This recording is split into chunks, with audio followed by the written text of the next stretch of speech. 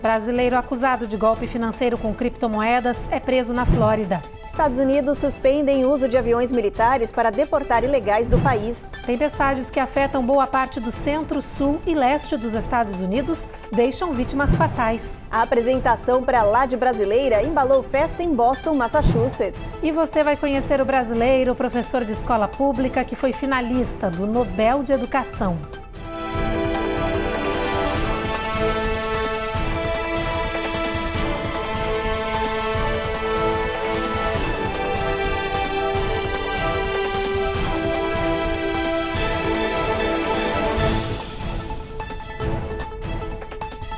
Olá, boa noite. Boa noite. O brasileiro foragido da justiça do nosso país por golpe criminoso com criptomoedas foi encontrado e preso na Flórida. A detenção foi feita pela Interpol com apoio da Agência Americana de Segurança Interna e também da Polícia Federal Brasileira. A polícia chegou até o brasileiro na Flórida depois de uma intensa investigação. A identidade dele não foi revelada. O homem é acusado de integrar um esquema criminoso de pirâmide financeira com falsos investimentos em criptomoeda. O acusado teria movimentado ilegalmente mais de 38 bilhões de reais entre 2015 e 2021, segundo dados da Operação Brasileira Criptos. A Polícia Federal disse que o homem usou um passaporte falso para fugir do nosso país e se esconder aqui nos Estados Unidos. No território norte-americano, ele continuou operando a organização criminosa. A polícia chegou até o brasileiro depois de trocar informações com a Polícia Federal do Brasil e com o Departamento Americano de Segurança Interna. O homem deve ser deportado para o Brasil para responder pelos crimes, com penas que podem chegar a 26 anos. O The Wall Street Journal publicou nesta tarde uma reportagem exclusiva anunciando que os Estados Unidos suspenderam os voos de deportação usando aeronaves militares. A administração Trump estava usando esses aviões para levar imigrantes ilegais para o exterior, principalmente para a Baía de Guantánamo. O motivo da iniciativa de encerrar esses voos, segundo o jornal, seria o alto custo que esse tipo de transporte de imigrantes gera aos cofres públicos. A reportagem não revelou qual o gasto de cada voo em aeronaves militares, mas disse que a Casa Branca pretende fazer esses processos daqui em diante apenas com empresas privadas. Uma das mais notórias é a GlobalX, que já faz o transporte de imigrantes de forma terceirizada há anos para o governo norte-americano. E hoje os prefeitos de cidades chamadas Santuário testemunharam no Congresso norte-americano. O ponto principal foi discutir a política que limita a fiscalização da imigração em Boston, Chicago, Denver e Nova York. Os democratas Michelle Wu, de Boston, Brandon Johnson, de Chicago, Mike Johnston, de Denver e Eric Adams, de Nova York, foram ouvidos no Comitê de Supervisão e Reforma Governamental da Câmara ao longo do dia de hoje. Essa cidade santuário tem leis que visam apoiar e proteger os imigrantes indocumentados. Além disso, são metrópoles que não colaboram com o trabalho do ICE. Mas, dada a nova política do governo Trump, congressistas republicanos alegam que está na hora dessa situação mudar.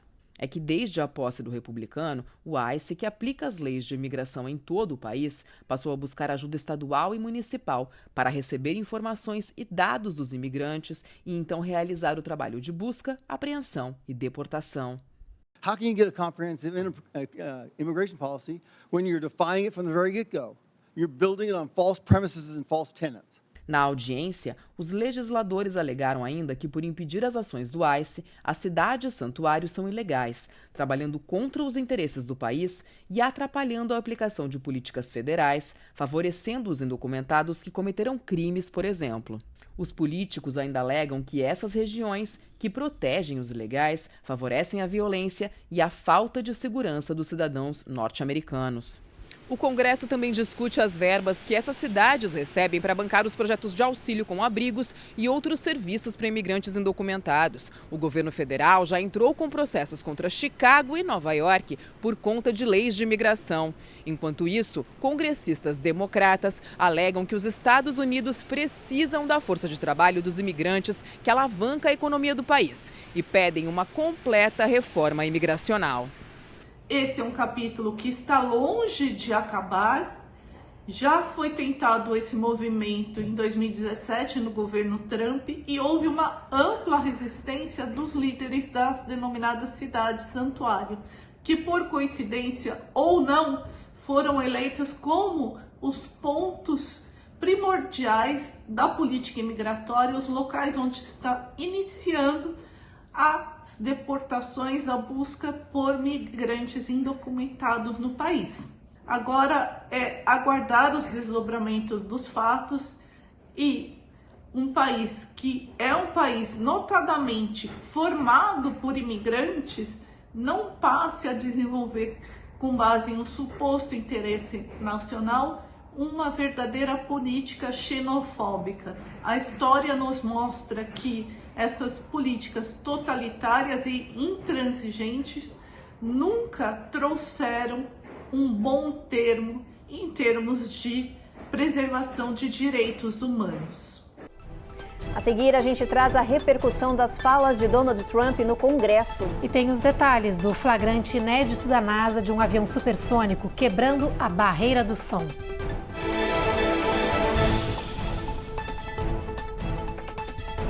Américas no Ar. Oferecimento Uninter, a melhor faculdade para brasileiros nos Estados Unidos. Acesse uninteraméricas.com e inscreva-se já. Sendwave. Envie dinheiro para o Brasil sem taxas de envio. Aproveite $15 com o código promocional RECOR15 no seu primeiro envio. Ruth, repete comigo. Se inscreve no canal. Ativa o sininho. Ativa o sininho. Deixa seu like. Deixa seu like. E faz um comentário. Faz um comentário. Entendeu? Faz você também.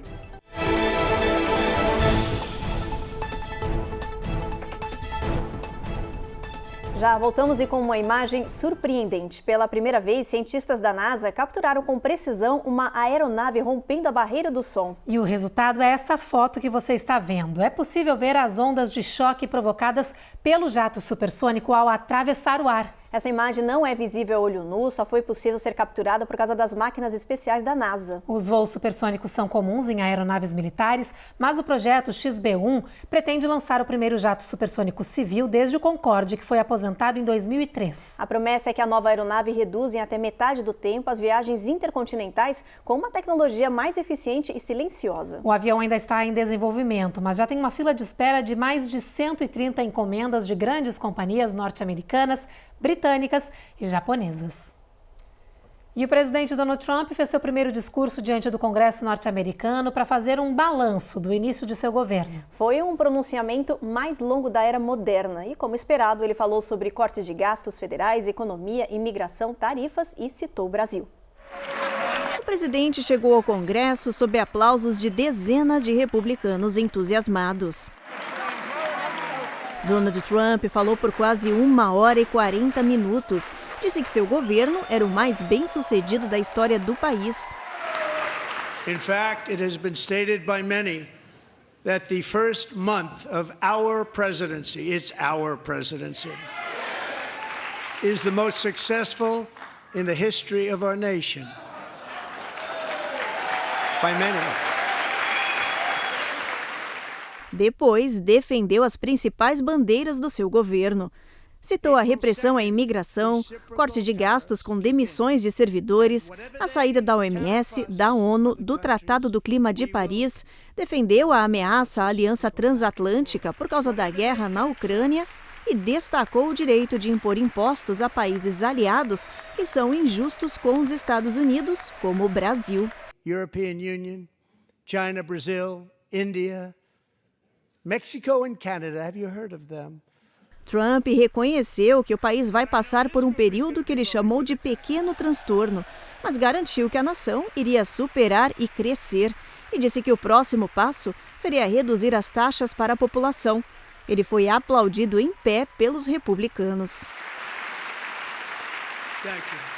Trump fez uma menção especial a Elon Musk, que comanda o Departamento de Eficiência, e citou os bilhões de dólares que ele economizou com os cortes de gastos desnecessários no país. Trump citou alguns exemplos. Durante o discurso, os democratas levantaram placas com críticas e vaiaram. Um deles chegou a se levantar e criticar Trump aos gritos, mas acabou expulso do plenário. No final, Trump saiu ovacionado pelos membros do partido. O discurso do presidente Donald Trump foi aprovado e considerado positivo por 69% das pessoas entrevistadas. A maioria se declarou republicana. Hoje, a Casa Branca anunciou uma isenção tarifária por um período de 1 mês para o Canadá e o México. O aumento de 25% sobre a importação de produtos tinha entrado em vigor ontem. Depois da passagem desse período, essa medida deve ser novamente revisada. A suspensão acontece depois de conversas entre os líderes dos governos dos dois países com o presidente Trump. A Suprema Corte dos Estados Unidos rejeitou hoje os esforços do governo Trump para bloquear gastos com ajuda externa. Os juízes decidiram por 5-4 que a Casa Branca deve descongelar os cerca de 57 bilhões de dólares aprovados pelo Congresso para serem destinados à ajuda humanitária. Grupos sem fins lucrativos que recebem parte dos fundos dizem que a vida de milhões de pessoas ao redor do mundo estão em jogo. A Casa Branca diz que havia decidido cancelar o envio das verbas enquanto tenta administrar os gastos da máquina pública. A Suprema Corte ainda não estabeleceu quando Trump deve retomar a destinação desse dinheiro. A decisão é vista como uma derrota para o republicano que tem travado várias batalhas na sua gestão, que tem como foco cancelar gastos externos. E no Oriente Médio, Israel cortou o suprimento de comida e água à faixa de Gaza para forçar o Hamas a um novo acordo de cessar-fogo. Hoje, o governo americano confirmou que mantém conversas diretas com o grupo terrorista palestino também sobre a possível trégua. O governo dos Estados Unidos negocia diretamente com o grupo terrorista Hamas a libertação de reféns que foram levados para a faixa de Gaza. A Casa Branca confirmou que Israel foi consultado antes do início das conversas. A intenção do governo de Donald Trump é garantir que mais reféns sejam libertados. Israel viveu mais um dia de luto durante o enterro do refém Oad Yahalom. Ele tinha 49 anos quando foi sequestrado no dia 7 de outubro de 2023. E o corpo só foi devolvido na semana passada. Nesta segunda-feira, o tenente-general Eyal Zamir assumiu o comando do exército israelense. Após uma reunião no Cairo, líderes árabes aprovaram um plano para a reconstrução da faixa de Gaza.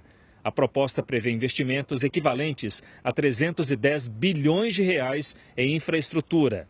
O plano garantiria a permanência dos moradores no território, que seria governado pela autoridade palestina, responsável pela Cisjordânia. De Tel Aviv, Rogério Guimarães para o Américas no Ar. Depois do intervalo, motorista é flagrado dirigindo e disparando com uma arma de fogo pela janela do carro na Flórida. E você vai conhecer o brasileiro, professor de escola pública, que foi finalista do Nobel de Educação.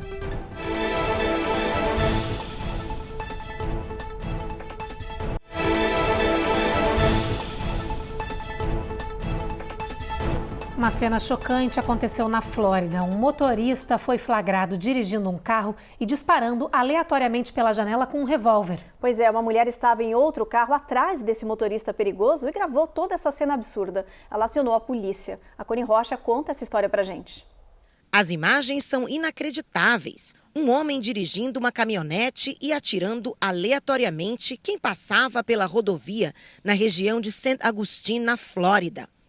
Rodnisha Jones, que estava atrás do veículo do suspeito, levou um tremendo susto.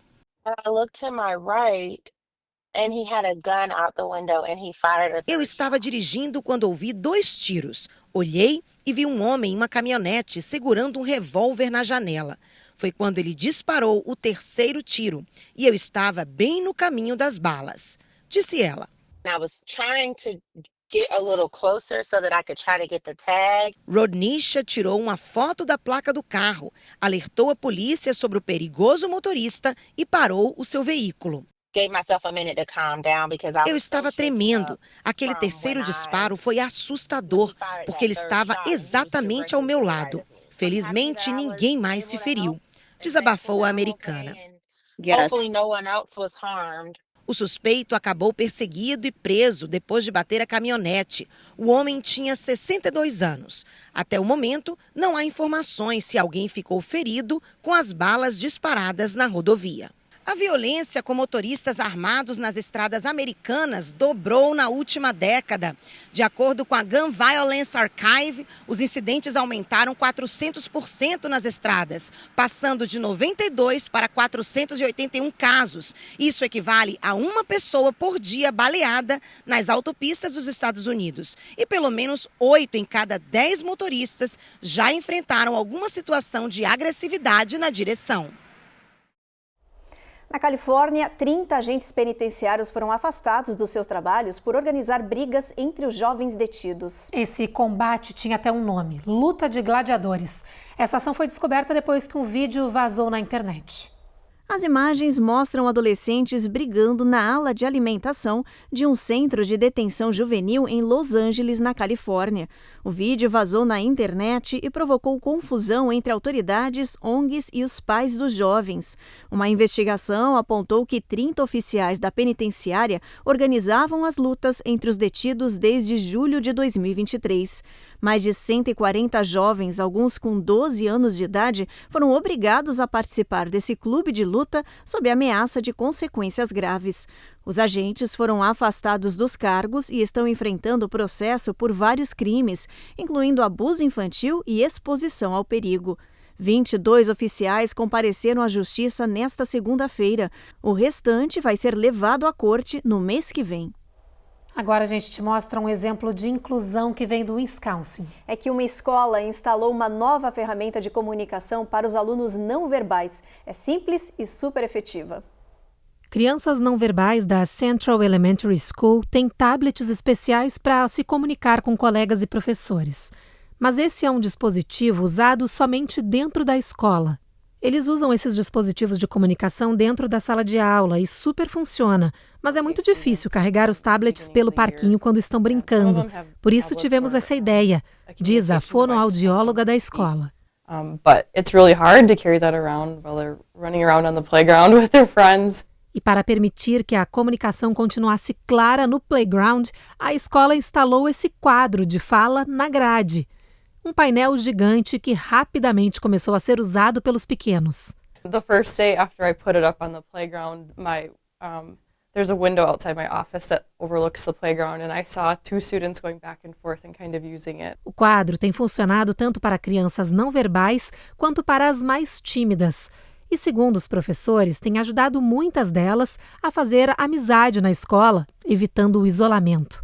I've seen kids who are nonverbal using the board to communicate with kids who do speak normally. O painel é baseado em ter palavras centrais e outras de margem para criar mensagens. Ele também tem o alfabeto e o símbolo da língua de sinais com tradução para letras comuns. O quadro foi feito pela Talk to Me Technologies, um grupo dedicado a ajudar pessoas com dificuldades de comunicação causadas por autismo, paralisia cerebral e síndrome de Down. Essa professora diz que o quadro é simples, mas revolucionário, permitindo que crianças que não usam suas vozes para se comunicar façam amigos na primeira infância.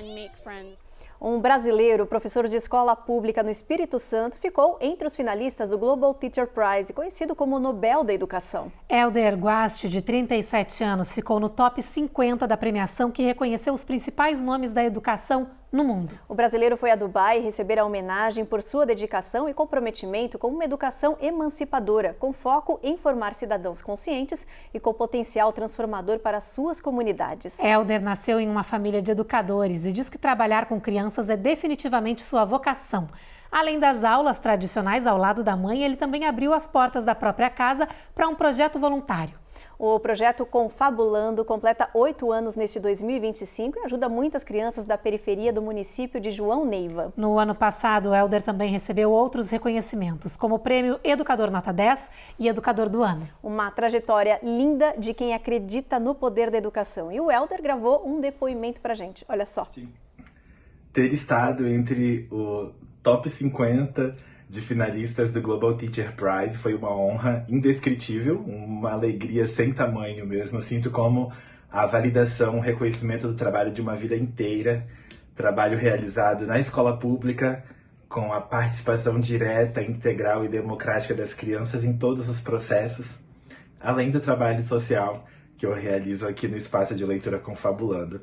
Eu acredito no poder transformador da educação e todas as nuances que ela envolve, todas as camadas, desdobramentos possíveis a partir da ressignificação das nossas histórias e nossas trajetórias, apoiando, auxiliando com que as crianças encontrem as suas narrativas, abracem as suas histórias e encontrem a jornada a ser seguida por elas. Para o futuro, eu espero que a gente siga lutando por uma educação libertadora, transformadora e afetiva, que coloque de fato as crianças no centro dos processos de ensino e aprendizagem, porque tudo que é pensado na escola tem que ser pensado para as crianças e com a participação direta delas.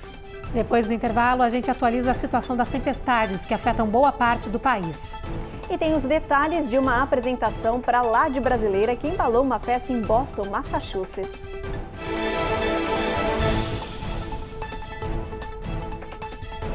Américas no Ar.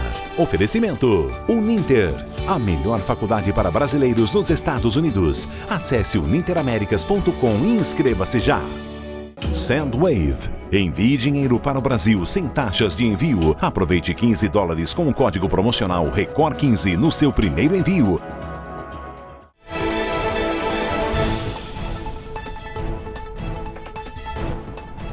A tempestade multifacetada que está atingindo grande parte dos Estados Unidos desde ontem já fez vítimas fatais. Pelo menos 2 pessoas morreram no condado de Madison, no Mississippi, e dezenas de outras ficaram feridas em vários estados. As tormentas seguem se movimentando e colocando ao menos 50 milhões de pessoas em risco por causa de ventos fortes, condições de nevasca, tornados e até incêndios. Nesta tarde, esse sistema que estava no meio oeste e no sul se deslocou para a costa leste e, pelo menos até amanhã, vai impactar áreas da Flórida até Nova York. As tempestades mais fortes são esperadas de Charleston, na Carolina do Sul, ao sul da Virgínia, que podem ter ventos e tornados extremamente perigosos. Apesar desses sistemas já não estarem mais em cima do centro-oeste, os avisos de alerta ainda permanecem em vigor nessa parte do país.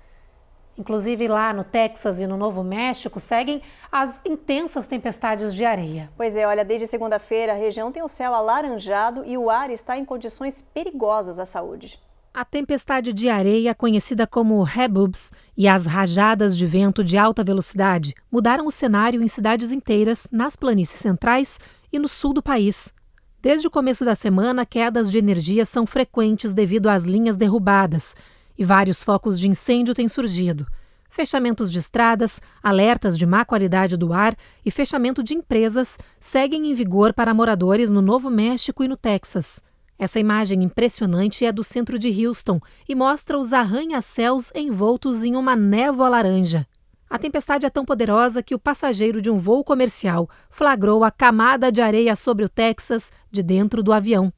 As condições raras do clima provocaram dezenas de incêndios florestais no estado do Texas. O escritório do Serviço Nacional Meteorológico de San Antônio e Austin diz que existem pelo menos 15 focos ativos.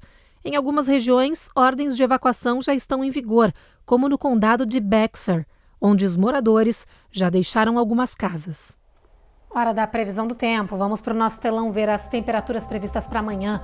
Em Boston, mínima de 27 e chuva, assim como em Washington, onde tem até trovoada, máxima de 51. Segue chovendo em Norfolk, mas o tempo melhora em Atlanta com máxima de 55.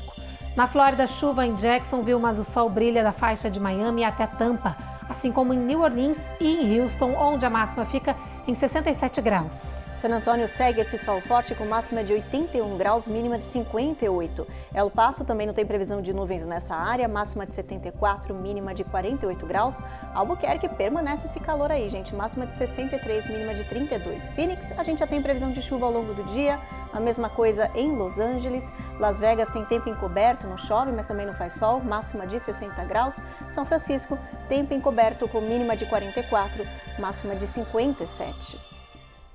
O Consulado-Geral do Brasil em Boston, em Massachusetts, realizou um dia de programação cultural e muito entretenimento em homenagem às relações do Brasil com os Estados Unidos. E quem foi até lá pôde acompanhar de perto vários estilos musicais, do caipira ao samba. Várias autoridades, lideranças comunitárias e empresários marcaram presença no evento, como nos mostra a repórter Giovanna Locatelli. O grupo Companhia Armorial trouxe do Cerrado brasileiro o melhor ritmo musical. Amanheceu,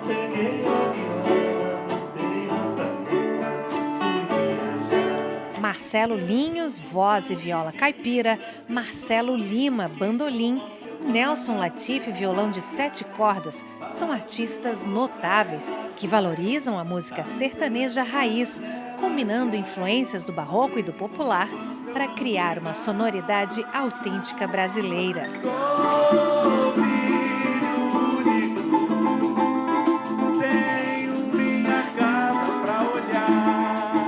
A Companhia Armorial apresentou peças de música sertaneja raiz que narram a vida no campo e suas lutas cotidianas.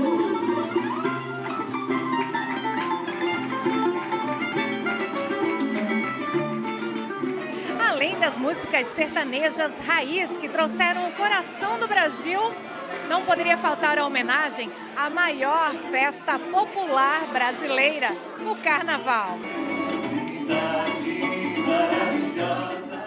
O público se encantou com um momento de festa com as tradicionais marchinhas de carnaval, em homenagem a esta festa tão popular do nosso país. Mamãe, eu quero mamar, dá chupeta, dá chupeta, dá chupeta, meu bebê não chorar. Na plateia, um público pra lá de especial. Eu acho que a música brasileira é uma das grandes contribuições culturais do Brasil para o mundo. Eu acho que não há música que se compare em qualidade, em graça, em sofisticação como a música brasileira. A comunidade brasileira traz sempre muita alegria, muita cultura para qualquer sítio do mundo onde se estabeleça. E nós temos a sorte, os portugueses, em grande parte do mundo onde há portugueses, também há comunidades brasileiras fortes, que vivem muito juntas, muito duplo nacionais, que vivem o carnaval de forma muito viva. A gente trouxe um pouquinho de marchinhas de carnaval, um pouquinho de samba e também músicas do Nordeste, né, de Pernambuco e tal, para animar o povo, para fazer com que as pessoas se lembrem do carnaval brasileiro e se sintam de volta em casa.